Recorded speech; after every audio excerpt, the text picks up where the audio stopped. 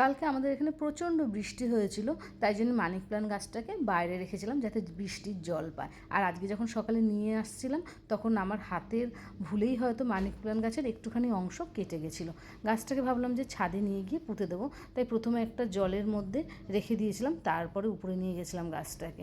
উপরে নিয়ে গিয়ে আমার তো অনেক টব আছে, প্রথমে বুঝতে পারছিলাম না যে কোন টবে লাগাবো। তারপরে একটা দেখে শুনে টব নিয়ে নিয়েছিলাম, আর সেই টবটাকে প্রথমে ভালোভাবে মাটি দিয়ে দিয়েছিলাম।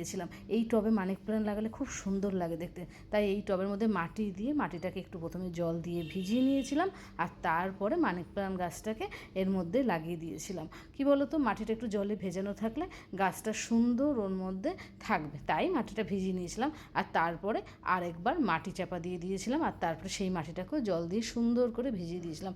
এই ছোট টবে যখন গাছটা বড় হবে, ঝাঁকড়া হয়ে উঠবে, গাছটা দেখতে না ভারী সুন্দর হবে। এখন অবশ্য একটু নেতিয়ে গেছে, কিন্তু বিকালের মধ্যেই গাছটা একদম ঠিক হয়ে যাবে, আর গাছটা দেখতে না খুব সুন্দর লাগবে ঘরের যে কোনো জায়গায় রাখলে পরে। এই দেখো গাছ লাগানো হয়ে গেছে, এখন এটাকে ছাওয়ায় রাখবো।